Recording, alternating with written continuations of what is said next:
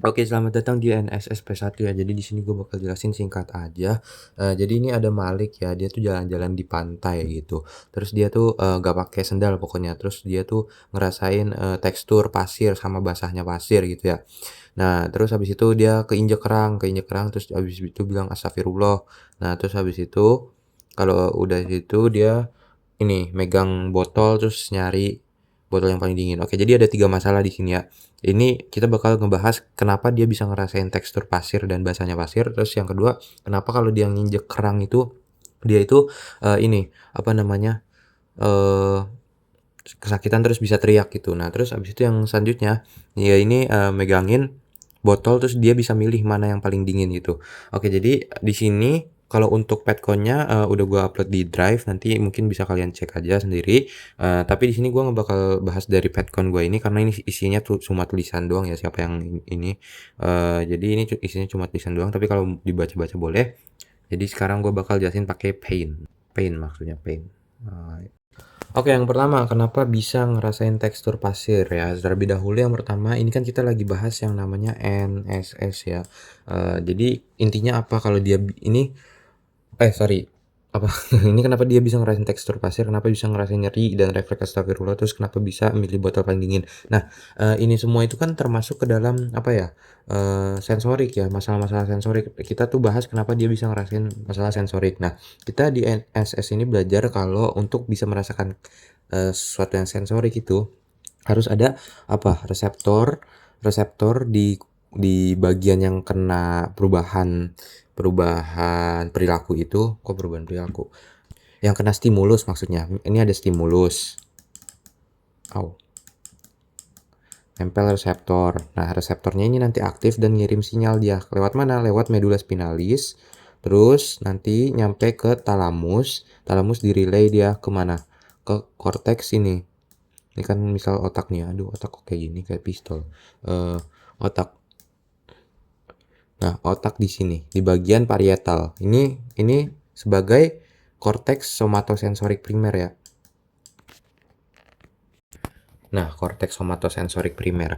Kalau udah nyampe ke korteks somatosensorik primer, itu tuh bakal mentranslatekan atau menerjemahkan rasa dari stimulus yang udah kita dapatkan gitu. Nah, kalau untuk dibagi dari mulai stimulus sampai ke medula spinalis, biasanya nih dia tuh sorry, kalau dari stimulus sampai ke batang otak ya, biasanya medula oblongata itu tuh neuron order pertama, first order neuron ya.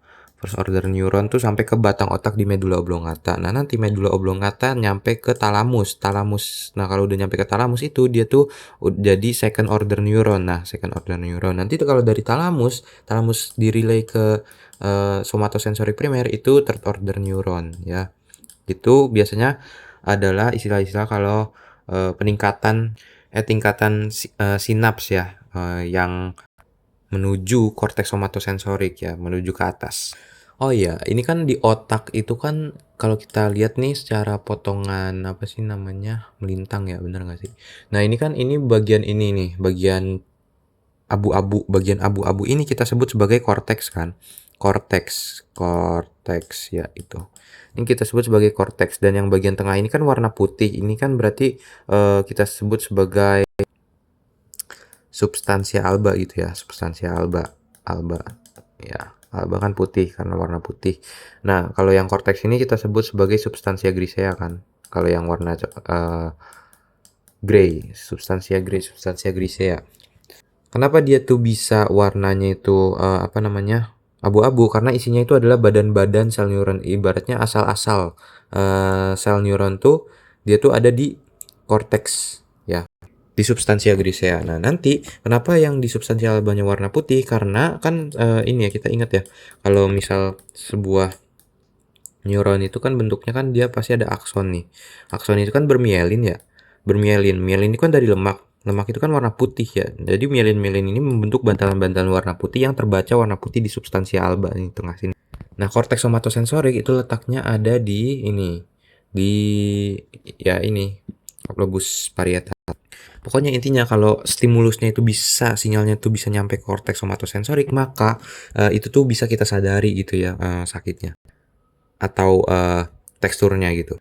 Oke, itu untuk basicnya aja ya untuk kasus ini ya. Nah, sorry ya ini dihapus pakai AI tadi jadi kayak begini, ya udahlah ya. Oke, sekarang ke poin nomor satu, gimana dia bisa ngerasain tekstur pasir. Jadi nih ya, kan dia kaki nih, kaki tuh dia ada jempolnya berarti ya dia nggak pakai alas kaki. Nah, di sini ya pasti ada reseptor dong, ada reseptor. Nah, stimulusnya tuh dari mana ya? Dari pasir itu. Nah, dari pasir itu nanti ini kalau di zoom in, jadi itu ada reseptor di kulit ya, di bagian kulit. Ini ya reseptor apa? Ada reseptor Meissner sama Merkel ya. Ibaratnya gambarnya seperti ini aja ya. Lupa gambarnya kayak gimana.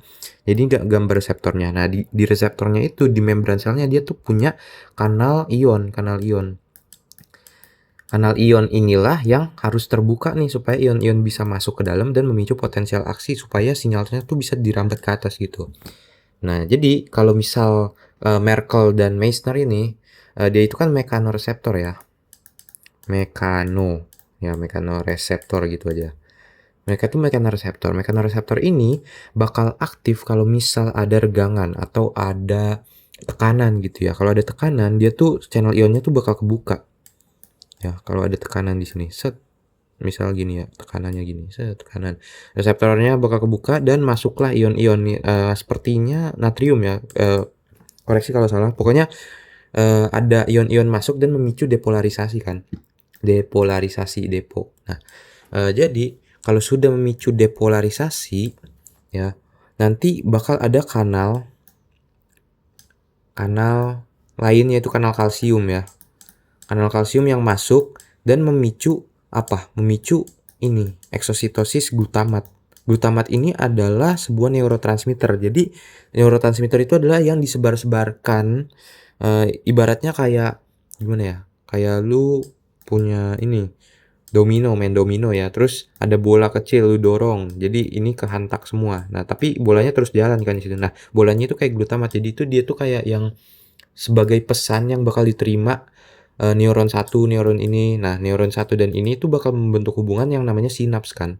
Jadi kalau misal si neuron satu ini ngelepasin glutamat ke neuron 2, dia tuh glutamatnya tuh bakal ditangkap sama si neuron 2 dan bakal disebarin lagi ke neuron 3 dan selanjutnya seterusnya gitu. Jadi karena dia itu memicu eksitasi gitu ya. Si glutamat ini kita sebut sebagai neurotransmitter yang sifatnya tuh EPSP atau excitatory postsynaptic potential. Jadi dia memicu excitatory di postsinaps. Nah, jadi ini kan misal ada tadi udah depolarisasi ya, terus di sini ada misal ada neuron 1 nih berikatan dengan neuron 2, ini neuron 3 nih ya. Neuron satunya ini terjadi kalsiumnya masuk dan memicu eksositosis glutamat ditangkap sama neuron 2 dan merambatlah sampai naik ke atas gitu. Nanti sampai naik ke atas di di medula spinalis. Itu kan bakal masuk ke medula spinalis ya. Nah, pada saat masuk medula spinalis, jadi ini ada potongan melintang ya. Nah, ini ya kayak kupu-kupu gitu. Jadi dia kan bakal masuk tuh ke belakang, bakal masuk ke kornu dorsal nih. Kornu dorsalnya apa? Jadi ini dia adalah tempat masuk neuron sensorik. Oh iya, karena ini merupakan kayak tekanan doang atau sentuhan halus, maka ini seratnya itu neuron A beta ya, neuron tipe A beta. Jadi khusus untuk neuron ini tuh dia tuh konduksinya cepat karena dia bermielin, tapi dia tuh tidak menghantarkan rasa nyeri, tapi rasa ya sentuhan ringan aja. Nah, jadi neuron A, A beta itu dia bakal bersinaps yang pertama tuh di dia tuh bakal masuk ke medula spinalis lewat kornu dorsal. Nah, kornu dorsal ini kenapa dia bersinaps di kornu dorsal? Karena kalau di medula spinalis, kornu dorsal itu merupakan bagian dari substansia grisea. Kan tadi diingat ya, substansia grisea itu isinya badan-badan sel, maka dia itu bakal nyamperin badan sel juga nih. Badan sel supaya apa? Supaya nanti pas dia mau naik ke atas, dia tuh ya bisa dihantarkan pakai akson yang dari badan sel sini. Jadi kalau asal badan sel buat akson selanjutnya tuh ada di sini, nanti dia bakal berpindah ke substansia alba. Substansia alba kan tadi isinya akson-akson yang bermielin ya. Maka nanti dia bakal naik ke atas sini. Nah, nanti di atas sini ada medula oblongata lah ibaratnya di sini ya. Dia tuh bakal di medula oblongata, pokoknya di batang otak tuh bakal ada nukleus yang menerima dia juga, dan itu termasuk dalam isinya badan sel juga, sehingga substansia glisea juga bukan sih, pokoknya isinya badan sel atau neuron, kumpulan badan sel, dan bakal dia berdekusasi dan naik ke atas. Nanti dia bakal ke talamus, di talamus tuh bakal di-relay ke ini, korteks sensorik. Nah, nama jalurnya apa kalau gini? Ini nama jalurnya itu kan dari ibaratnya kayak dari medula spinalis gitu ya. Awal dari sininya walaupun ininya dari reseptor sih. Tapi nanti dia naik ke atas sini di medula spinalis kan diantarkan sampai ke korteks, maka sampai ke talamus. Maka kita namakan itu sebagai traktus spino traktus spinothalamicus, dan traktus spinothalamicus ini dibagi dua. Jadi yang ada yang anterior dan ada yang lateral.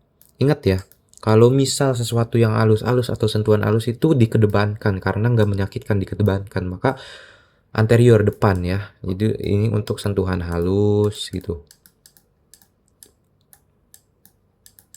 Dan lain-lain, dan pokoknya sesuatu yang gak menyakitkan, yang dipicu dari perubahan mekanoreseptor sini ya. Kalau yang lateral ini, kalau misal rasa nyeri atau kayak ditusuk atau apa, rasa kayak ditusuk itu kan rasa nyeri ya, ini kita sebut ini kita pakainya spinothalamicus lateral, karena yang sakit-sakit itu dikesampingkan ya, lateral kan di samping gitu, ingatnya gitu aja. Jadi alasan kenapa dia bisa ngerasain tekstur pasir, kesimpulannya adalah karena mekanoreseptor itu aktif karena adanya regangan ya, dan memicu potensial aksi, dan dibawa nanti dia ke kornu dorsal dan naik ke atas pakai traktus namanya spinothalamicus anterior sampai nanti dia ke talamus dan direlay ke korteks somatosensorik primer. Nah, di korteks somatosensorik primer inilah dia bakal bisa membedakan tekstur-tekstur pasir gitu ya. Nah, kalau untuk rasa basah pasir tuh gimana? Nanti kita bakal bahas yang basah pasir tuh di poin ketiga juga ya. Jadi yang poin pertama itu udah ya gampang ya, itu kayak sentuhan ringan lah ibaratnya, kayak gimana orang bisa ngerasain sentuhan ringan, sama aja bahasanya sama dengan ngerasain tekstur pasir ini ya. Nanti tinggal dicari-cari aja mekanoreseptor yang aktif apa ya. Selanjutnya, kenapa dia bisa ngerasain nyeri dan refleks? Astagfirullah gitu ya. Ya kita pakai spinothalamicus lateral aja. Caranya sama kayak tadi, tapi di sini bukan mekanoreseptor yang main ya. Bentar, hapus dulu. Oke, pada saat nih ya kaki dia tuh kena ujung cangkang kerang gitu ya. Ini tuh bakal terjadi refleks inflamasi lokal atau kerusakan lokal yang bakal apa memicu pengeluaran apa ya? Kayak bradikinin gitu, zat-zat kimia yang memicu pengaktifan nociceptor gitu, bradikinin, terus ada prostaglandin, dan ada H+ juga kalau nggak salah ya. Jadi ke zat-zat seperti ini tuh dia akan mengaktifkan sebuah ujung serat bebas yang mendeteksi nyeri. Ini namanya nociceptor ya. Jadi kalau misal ada zat-zat kimia ini, dia bakal mengaktifkan nociceptor, dan nociceptor itu bakal mengirimkan sinyal rambatan ke tadi medula spinalis juga. Ingat ya, ingat ya, sesuatu kalau buat sopan tuh datangnya tuh dari belakang kornu dorsal gitu ya. Jadi dia bakal datang ke sini kornu dorsal dan lewat traktus spinothalamicus lateral gini ya, spinothalamicus lateral ya, pokoknya nanti ke talamus. Nanti di talamus tuh dia bakal di-relay ke otak, sama ke korteks somatosensorik. Kenapa korteks somatosensorik? Karena di sini dia itu ngerasain nyerinya. Sesuatu yang mau dirasakan itu harus ke korteks somatosensorik primer terlebih dahulu. Kecuali mau nggak dirasain ya ke cerebellum aja, terus ke batang otak balik lagi ke bawah. Korteks somatosensorik. Nah, korteks somatosensorik ini kan udah rasa nyeri tuh. Kita udah nemu rasa nyeri. Oke. Lalu apa lagi? Di sini kan dia ngomong astagfirullah ya. Astagfirullah berarti dari rasa nyeri yang diaktifkan ini dia akan mengirim sinyal ke mana namanya? Ke Wernicke ya. Wernicke ini fungsinya apa? Jadi kalau untuk merespons sesuatu atau untuk kita berbicara ya, si Wernicke ini tugasnya adalah untuk memahami atau menyusun kata-kata sesuai pemahaman bahasa kita. Jadi ibaratnya kita udah paham bahasa Indonesia nih. Nah, terus dengan adanya rasa nyeri yang dikasih sama korteks somatosensorik ini, si Wernicke harus ngomong apa gitu. Dia ngerti, dia paham dengan respon apa yang mau dia katakan ya. Jadi dia bakal nyusun kata-kata A, S, T, enggak, maksudnya ini secara ini aja ya penggambaran. Pokoknya dia menyusun kata-kata respon itu di sini adalah astagfirullah ya. Nanti korteks sama si Wernicke ini dia bakal ngirim kemana? Coba. Ya ke Broca kan, area Broca. Nah, dia ini letaknya nih antara, Broca dan Wernicke ini ada di samping-samping, eee, jadi ini kan otak ya, ada lobus anterior, ada lobus lobus anterior, lobus frontalis, lobus parietalis, dan ini lobus temporalis. Ini Broca nih ada di temporalis, dan di sini Wernicke nih di antara, di pertemuan antara lobus parietal, terus lobus occipital dan lobus temporal gitu ya. Dia ada di sini. Nanti kan dia ngirim sinyal ke sini ke Broca. Nah, si Broca tuh fungsinya buat apa? Fungsinya adalah untuk supaya kita bisa mengucapkan hal tersebut. Dia menyiapkan artikulasi. Jadi ini lebih ke motoriknya ya. Motorik lidah, motorik mulut supaya artikulasinya jelas, artikulasi gitu. Artikulasi. Kalau sudah siap nanti dia bakal ngirim kemana coba tebak? Ya dia bakal ngirim ke sini. Oh kemana ini? Ke lobus anterior, ke korteks motorik primer. Kenapa ke korteks motorik primer? Ya karena kan kita mau menggerakkan otot ya. Kalau mau menggerakkan otot ya ke korteks motorik primer. Lalu nanti korteks motorik primer bakal ngirim perintah ke batang otak. Jadi batang otak nih ya. Ini kan kita ingat ada midbrain, ini ada pons, nih ada medulla oblongata gitu ya. Ini di midbrain itu dia adalah tempat keluarnya saraf-saraf 3 dan 4 saraf kranial nih, 3 dan 4. Lalu kalau untuk yang di pons itu tempat keluar saraf 5, 6, 7, 8. Nah, di sini kalau yang medulla oblongata 9, 10, 11, 12. Ya, jadi ada 2, 2, 4, 4 gitu ya. Nah, coba kalau untuk di mulut kita mau ngomong itu saraf apa sih yang dipakai? Ya saraf 7 kan, saraf motoriknya, saraf kranialis nomor 7 untuk ke, otot-otot di wajah itu ya, otot-otot muka. Untuk di mulut juga dia bakal, mengeluarkan, saraf motorik lewat ini, nervus facialis gitu. Jadi nanti bakal menginervasi mulut dan mulut tuh bisa mengucapkan astagfirullah. Ya udah ya, berarti checklist ya, udah pertanyaan kita terjawab. Aduh kok gini?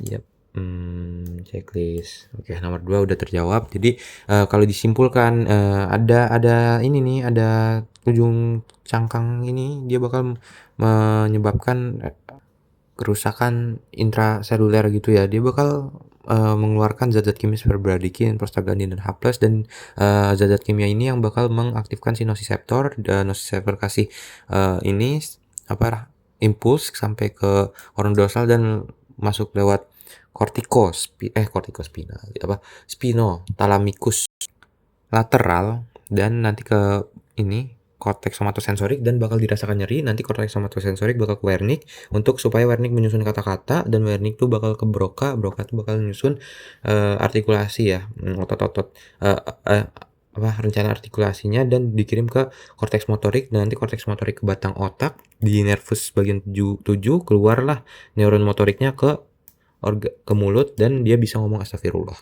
Oke, selanjutnya ke pertanyaan ketiga, kenapa bisa milih botol paling dingin ya? Jadi di sini ya lagi-lagi kaitannya dengan reseptor. Nah, jadi di sini ada sebuah reseptor, ujung saraf bebas ya, free nerve ending, yang mana di bagian membran basalnya ini dia punya kayak kanal ion ya. Kanal ion yang kita, namanya TRPM8. Dia itu, mendeteksi, suhu yang dalam batas suhu dingin yang dalam batas normal yang tidak menyakitkan ya. Kalau misal suhu dinginnya itu, misal kurang dari 10 derajat itu dia udah kayak nusuk gitu ya, dan itu yang aktif bukan si free nerve ending tapi si nociceptor tadi. Gitu ya. Nah, gimana, kenapa dia bisa memilih botol yang paling dingin? Artinya kan bisa membandingkan gitu ya. Ada botol yang nggak terlalu dingin, ada yang paling dingin. Nah, jadi kalau misal suhu dingin itu dideteksi sama TRPM8 ya, semakin dingin suhu, dia tuh meregangnya itu TRPM8 ini meregangnya semakin lebar gitu. Sehingga kalau misal suhu yang paling dingin, dia itu regangannya paling besar. Dan apa akibatnya kalau regangannya paling besar? Itu menyebabkan ion-ion tuh bisa masuk dan menyebabkan depolarisasi serta, potensial aksi dari si free nerve ending ini, sehingga bisa menghantarkan impuls nanti sama jalurnya, ke otak ya, bagian kok somatosensorik primer. Oh iya, kalau misal jalurnya ini pakai apa? Jalurnya itu adalah kayak yang nomor 2, kalau suhu, kalau nyeri, itu dia diantarkan menggunakan Tractus Spinothalamicus lateral. Oke, jadi dia bisa menentukan, yang paling dingin gitu botolnya gitu ya. Ya kalau mau dibikin ribet lagi nanti langsung aja ke korteks motorik gitu ya. Korteks motorik itu bakal, menuju organ efektornya, ke segmen mana dia keluar ke bagian tangan, menginervasi otot-otot tangan pakai ini, apa namanya, saraf-saraf, alfa motor neuron, dan akhirnya tuh dia tuh bisa mengambil botol yang dimau gitu. Tapi sebenarnya kasus ini tuh nyeritain tentang, gimana sih cara supaya orang tuh bisa ngerasain dari stimulus sensorik doang gitu loh. Oh iya, tadi kalau untuk yang apa, rasa nyeri itu, rasa nyeri dan suhu itu saraf-sarafnya itu pakai saraf-saraf A delta ya, gitu. Sip. Jadi pertanyaan ketiga, checklist. Oke, jadi kalau setelah kalian nonton ini semua dan baca petcon yang gue bikin itu sebenarnya sesuai dengan apa yang gue bahas aja sih. Dan kalau ada yang mau koreksi boleh langsung tulis di kolom komentar saja ya. Terima kasih.